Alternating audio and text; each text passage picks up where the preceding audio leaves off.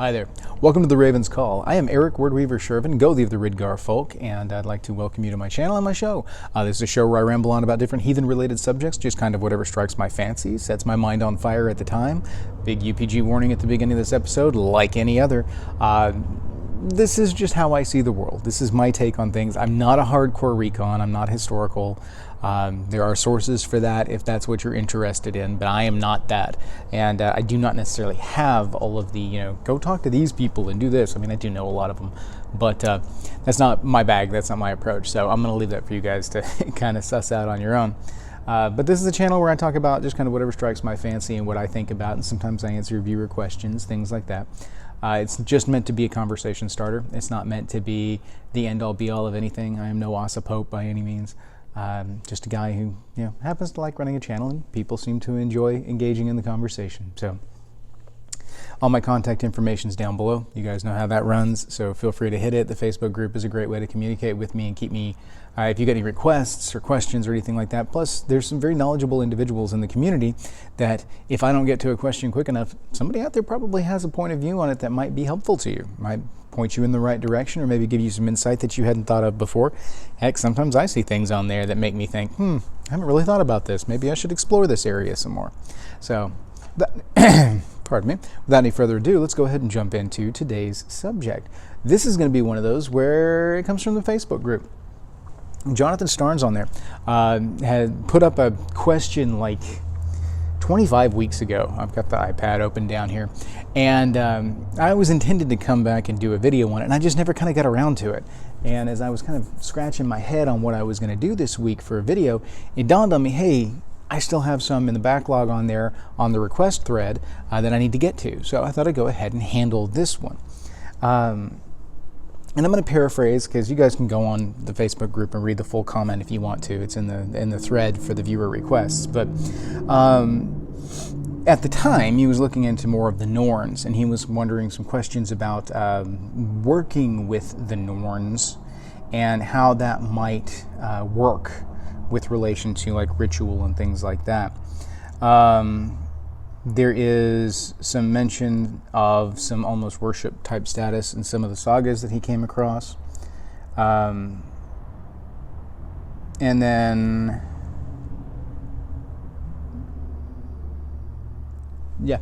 sorry, I'm reading his comment on the air here.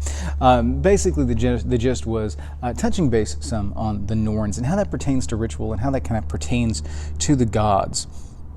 And this is one of those areas that I feel is unique in the way that I approach it, because not everybody approaches the Norns the way that I approach the Norns. And we've talked about this before on the channel, in that I have a unique view with the Norns. I see the Norns as unique to family lines.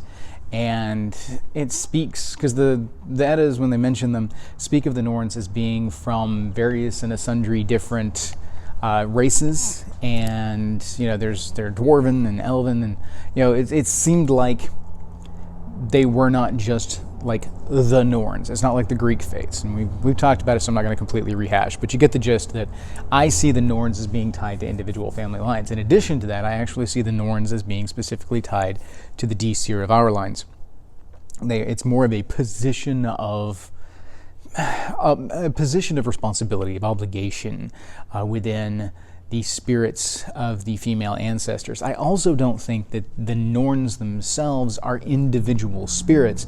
More, I see them as aggregates of spiritual energy from the female ancestors in general, the mothers of the line. I see elements of the soul energy coming together and coalescing into that which we know as the Norns.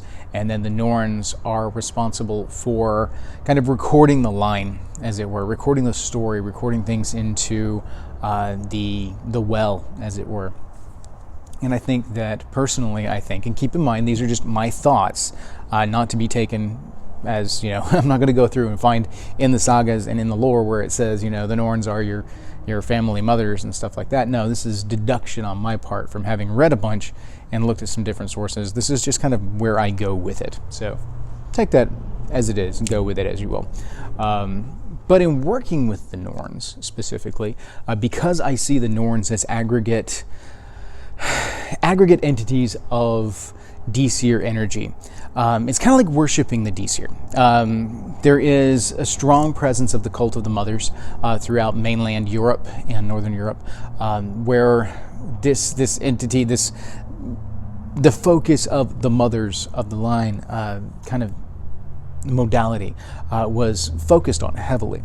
And there's some strong evidence of cult of the mothers in certain areas.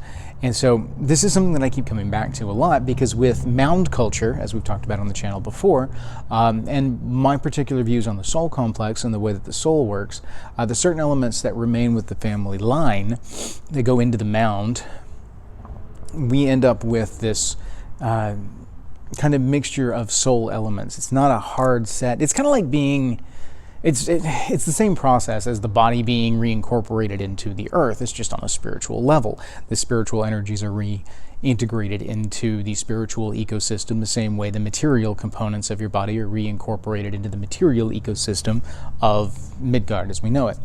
And so with that, you end up with these energies that coalesce into the general, the spirit of the mothers, that maternal spirit.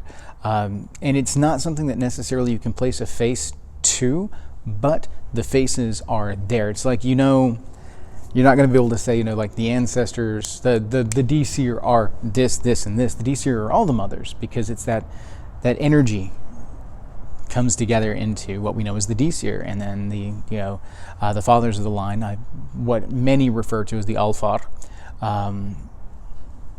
Some crossover with elves and stuff there, and we've talked about that some on the channel, but still, the idea is that there is that matrilineal line of spirits that are tied to the family.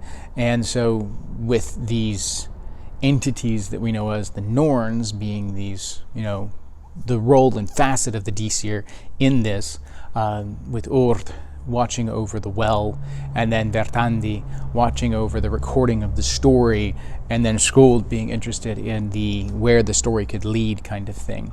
Major oversimplification of the Norns, but kind of a general gist, So how does one really work with the Norns in a ritual? Well, that is an interesting question, because most people don't necessarily look to work with the Norns in ritual. And I say work with the Norns as opposed to worship the Norns, because it's not like... I like to use the term ancestor veneration as opposed to ancestor worship when it comes to heathenry, because I don't really see what heathens, in general, the viewpoint of heathenry, as being the worship of the ancestors so much as it is the honoring and veneration of them. That's just kind of my take on things again. And that being said, working with the Norns, because I see them as an extension of the Disir, it would be a veneration and a working with the Disir as the family line, just like you would in making an offering to your Disir during Mother's Night, making offerings to the Norns at that time, if your tribe, hearth cult, observes that. I know different strokes for different folks, and different individuals in different halls approach things in a different fashion. I know there are some that take a very historical view on Yule versus the modern kind of what it has become as an amalgamation of things over time. That being said, my hearth still practices a Mother's Night, and then we still do a 12 days of Yule. We've had the conversation. You guys know where I stand on it. So with that, we would honor the Disir on Mother's Night. It would be very appropriate to give honorings to the Norns at this time as an extension of the Disir. And to do so, you could do things that were symbolic of something coming into the well. The best thing that I can think of for this, because ultimately you're working with the Norns every time you do a ritual, is that you bring something from idea through creation to the well. So an actual bogging of a created item is very, very appropriate, especially something that you have done, something that is part of your story, whether it's a writing thing, it's a crafted item, something to this effect, or something like an alcohol that you've brewed, a food that you have created, and then putting it into the well. The ritual format is the same as it always is, in that you are making sacrifice to, because the modality of the sacrifice is pretty much the same no matter what. the idea of taking something that is and then passing it through the permeable membrane to either the divine or the spiritual, the only difference is how you kind of direct it.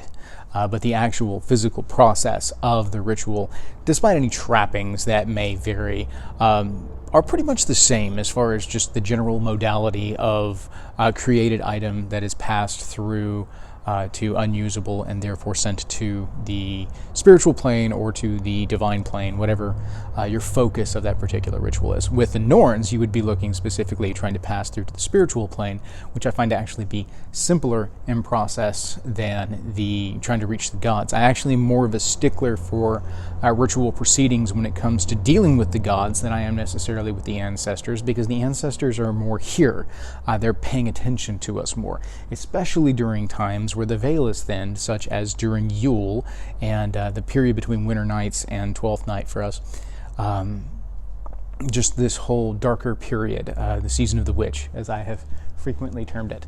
And this is a time where the veil thins and spiritual works are much easier to do. There's a reason that cultures across the entire world tend to have their celebrations of ancestors, their festivals of the dead kind of things in this general vicinity. The veil is thin, and that is a point. The darkening of the world is a deal. Now, of course, there's hemispherical differences and things like that, regional differences. That's a thing. It will, of course, be different if you were in the southern hemisphere. I'm not going to pretend to tell people in Australia when might be a good time for them to do DCR work or ancestral work, because you guys know your seasons better than I do. You guys work with the veil, so down there. So I don't really know what works better for you in that area. I know my region and the way that we do things here. And so that being said, working with the Norns is very much like working with the DCR. Because you are working with the DCR. I keep saying very much like, even though it actually is working with the DCR. It's just working with a specific modality of the DCR. This is something that they are doing. And it's so much so in the fact that I find the DCR and the Norns to be synonymous in a lot of ways, because a lot of the functionality that we see with the mothers, with the DCR, is a functionality of the Norns in their work. The processing of luck forward and gifting it to individuals, the looking out for individuals, when we get blessings from our ancestors, we get blessings of luck. That luck comes from the well, uses the medium of the filia to deliver it, etc., etc., etc. But that is very much, you're working with your Norns, you're working with your DCR. It's just the Norns are the kind of modality and function that you are working with it through, a personification, if you will, for codification means. And again, you guys have seen me do things on minimalism within heathenry and how I'm not a big fan of minimalism. I don't like to necessarily boil things down. Relationship-wise, though, I do see the Norns as DCR. And I think that it may be oversimplifying to just straight correlate the two, to say that, the DCR and the Norns are one. I think the Norns are DCR. There may be some more complexity to the DCR and their role, and it may be that the Norns is simply one modality that they serve, one function that they serve in that kind of position that they hold. And similarly, I think there's probably some parallels with the male ancestors, but there's not as much focus on that. A lot of focus was placed on the matrilineal side of things, the cult of the mothers, the DCR, the Norns. And part of this, I think, largely ties to the fact that the female spirit tends to be closer to the veil. You guys have seen me do my videos before on the lady as the prima permeable membrane. Actually, the embodiment of the permeable membrane, in that they can bring life into the world, kind of thing. And I think that there is something to this. I think that there is a correlation there, and that is part of the reason, that power that is within them in the feminine spirit as a whole, that ties heavily to the feminine spirit and what the manifestations we see within the DCR are. And so it's not something that I have completely logicked out. It's something that I continue to think on, and I continue to meditate and postulate on, because it's fascinating to me. I love it. And so when I was asked in this video kind of how do you work with the Norns, that's pretty much what it boils down to for me. You work with them like you would with the Disir in general. You make offerings to them, and I'm big on the mythic parody element of things, so I push the well iconography heavily, and the putting things into the well and then bringing the blessing from the well. These are my ways of thinking. You know, the Norns cake the roots of Yggdrasil with the mud of Urtabrunner, of Urt's well. And so this is the clay that has been the mixing of our weird and our well water with the earth, with the material of creation, and coating Yggdrasil with that. It's our piece going to Yggdrasil and feeding back in and nourishing the tree, nourishing creation, nourishing reality. It's the cycle of life.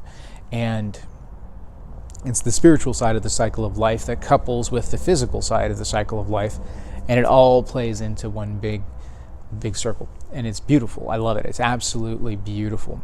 So in working with the Norns, I mean, Norns in that they deal with the spirits that will be, that could be, and that are becoming, and that are recorded into history. I mean, you're talking about lifespans. You're talking about birth and fertility. You're talking about death and passing on. You were talking about legacy being entered into the well. You were talking about destinies being forged with each and every day. I see no problem whatsoever with incorporating Nornic iconography into an ancestral altar, coupled with the individual like pictures and mementos and things of family members that have passed, that keep in mind that we are part of a continuing story, that we are just a chapter along the way. At one point in time, we were the realm of Skuld. We were the realm of that which could be. And through the actions of our ancestors, we passed through Vertandi into that which is, or that which was becoming, and then we were born. And then our histories have gone down with Urt in the well as that which has become. And then eventually our entire lifespan will pass, and cattle die, kinsmen die, you yourself soon shall die. This will become the realm of Urt, and our legacy will become part of the Orlog for future generations. And it continues that way, even if it's not a direct lineage, like if you're not going to necessarily have kids by choice or by any other means, your saga still continues on, tied through the rest of the family line and being pulled into that. Even estranged members of the family line who may not have a lot of contact with the family, the spirits are still tied there, and there will still be, you know, what you do will have an impact on the line of the family, the what is in the well and what comes in the future. Those energies all feed back in, and it's a beautiful thing. So I'm getting sidetracked on all that. Embracing things that symbolize the period of life, death, you know, birth and death, and everything that comes in between. Embrace that with your working with the Norns, because mortality is their spectrum after a fashion. You know, celebrate birth with the Norns, celebrate death with the Norns. Make sure that someone is, you know, that's part of the role of the psychopomp, and the ritualistic element of psychopomp in the ritualistic funerary rites of things.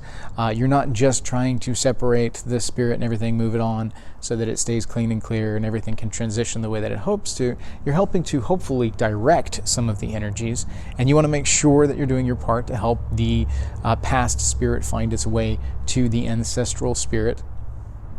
It's good to call the Norns to attention so that things are sorted the way they need to be and kept track of. It's a beautiful thing. And it's abstract, I know. There's not a lot of practical application in what I'm saying here. But utilizing Urt, Vertandi, and Skuld as monikers for these roles, because I don't believe that Urt, Vertandi, and Skuld were actual specific goddesses. I believe that it's, you know, the Norns are these roles that they play within the Disir, because it even says, you know, that you get into the multi-race, and even the gods looked to the Norns for information and things like that. So I think there's some complexity there. And if you're going to work with them, seeking their blessing in finding the path that will come to fruition the best and feed the best Orlog into the well to kind of help perpetuate the family line, seeking that kind of guidance. Because like I talked about in my heathen causality videos, when you talk about the vector of, Urd Thrus Vertandi toward Skuld, you are setting a pathway. And it is in this moment of the here and now and the weird that we can adjust that pathway and shunt it a little bit one way or the other. Doing this, working with the Norns is specifically trying to help find guidance on their correct vector that will help bring the most luck to the family and to do the best for your tribe and your hearth. So anyway, I'm going to keep this one a little bit shorter today just because I do have a lot going on, and this was just kind of a quick, I wanted to touch base on this, and I may come back to it in the future if you guys are interested. I guess the gist of this particular video is just to think a little outside the box when it comes to things, and to think about the Norns in the way you would work with the Disir, and I think you will be fine in that because they are the Disir. So there you go. Hail to you all, thank you, and may your hearth fires burn bright. Hail.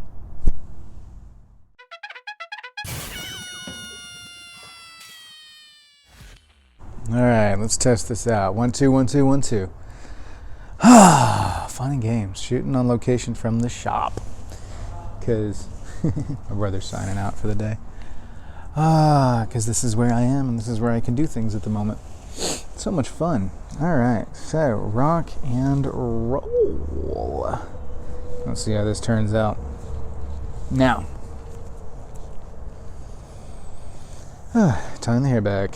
So yeah, updates are I'm shooting at the shop right now because been trying to work out here and kind of help get the family business back on a better standing. So things are going pretty well there. I mean, we're trucking along, making some headway. And then let's see, we had D&D this past weekend. Oh man, that was great. We had a fantastic session. Plenty of antics. I actually set up a magic shop that my rogue didn't want to burgle. He went in there thinking that, he was going to case the joint and then he was going to burgle it. And then he noticed enough magic traps on the doors and everything. And he was like, you know what? Just not worth it. So he comes back to see the guy during the day so he can case the joint on the inside, right? And he gets to talking to this sad sack. And the kid, it's a middle-aged guy, but he's a student at the academy there. And he's learning, and he's not very good at what he does. He's got one item that he has managed to enchant and make, it's a ring of safety that I got from the Mordenkanon's Tome of Magic items, or whatever it is. I've got the book over yonder, but anyway, Marvelous Magic, I think is what it's called, and volume 2. And so yeah, he sees this ring, and it doesn't do much. It gives you like a advantage on saving throw for a day. It's got like 1 charge and recharges at dawn kind of deal. So it's the bell when somebody's leaving. It's my brother.